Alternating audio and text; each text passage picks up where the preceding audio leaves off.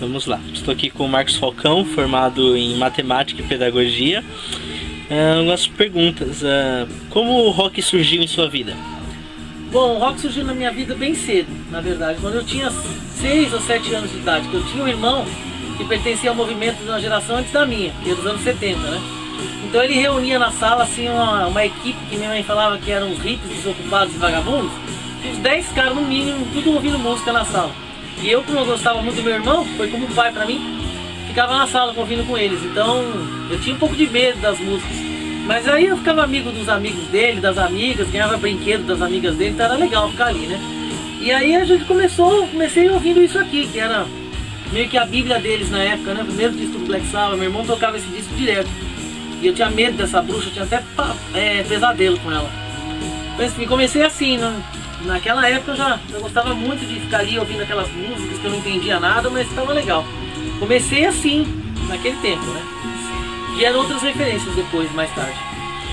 E quais influências isso acarretou na sua vida? Pra mim o rock em si, mas mais especificamente o heavy metal, foi o movimento que eu pertenci da minha geração, né? Que eu vivi de perto, meus amigos headbangers, cabeludos, e, enfim, todo mundo, né?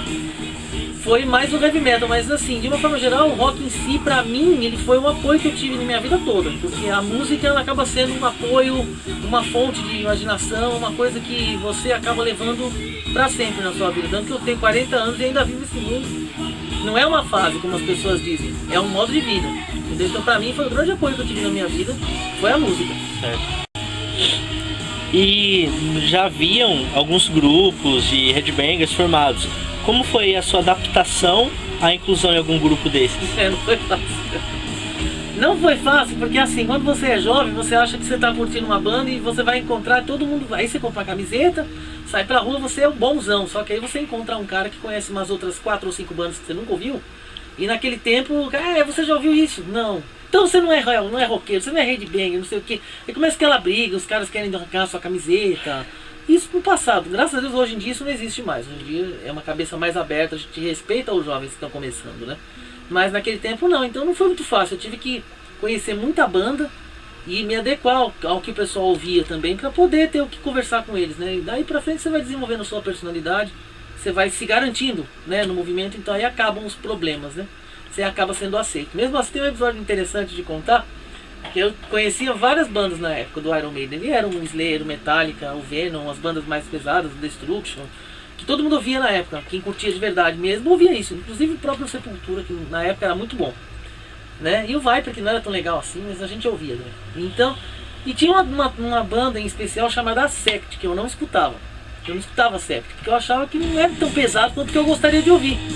Por causa dessa maldita banda, eu fui discriminado uma vez num grupo, porque eles eram fã do Accept e eu não ouvia Accept, eu não sabia nada do Accept, eu sabia das outras bandas.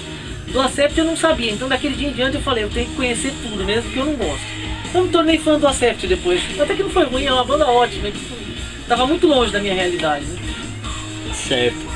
Hoje você é professor efetivo do Estado e leciona matemática. Como você se sente perante essa nova geração que é muito influenciado pela cultura de massa, ou seja, o funk? Então, isso daí é uma questão delicada, porque eu tenho que ver essa questão com dois aspectos, né? Não só pelo meu posicionamento musical na vida, mas pela questão pedagógica também, pelo fato de eu ser pedagogo, inclusive, eu não posso compactar com uma coisa dessa. Não é por causa do estilo musical, porque eu, com o tempo, nós, headbangers e roqueiros, enfim, o pessoal que pertence a essa tribo, desenvolve um senso crítico. A gente não, só a nossa música que presta, o resto é lixo. Não, isso aí é o começo. Quando a gente é jovem, a gente pensa assim. Mas com o passar do tempo, você começa a perceber que existe um sentido na música, seja ela de que estilo for. Aí é que tá a chave da coisa. Na música, que não é o caso do funk, ele não é música. Ele é contra a cultura, então é difícil você aceitar isso sendo headbanger ou não.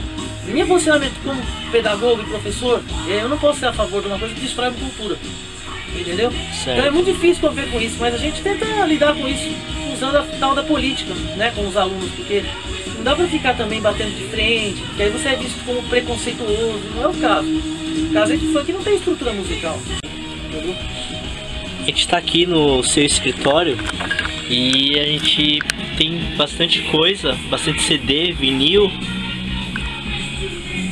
amplificadores, guitarra.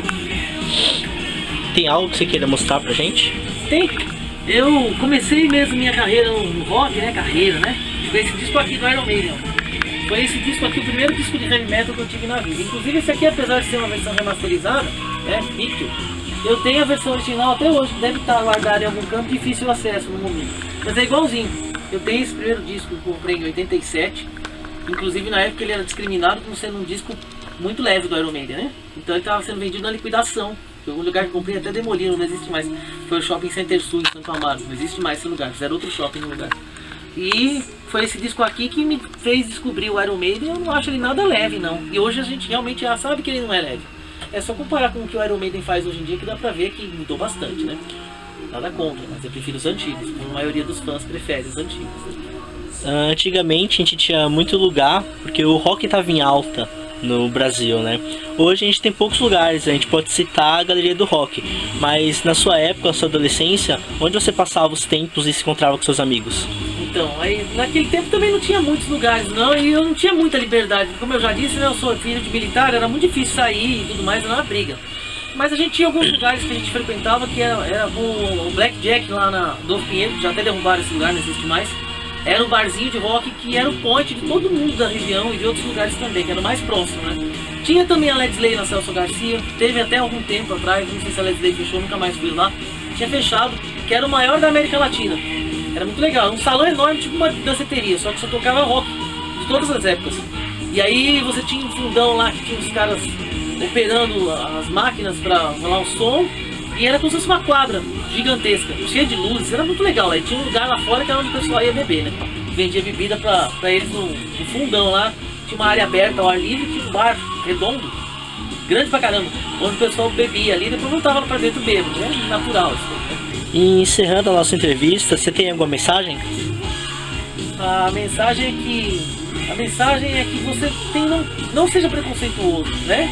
Conheça primeiro uma coisa antes de falar, antes de você malhar, de você detonar. Vai ver o que tem por trás. É isso que eu acho que está faltando nos juventude. Hoje em dia existe muito preconceito. Antes de conhecer qualquer coisa, o jovem ouve uma música lá, eu não gostei, isso é horrível. Mas, sabe, tenta conhecer, tenta ver. Ou então faça outra coisa. Se você for curtir rock, não seja preconceituoso. Abra sua mente. Essa é a mensagem, abra sua mente.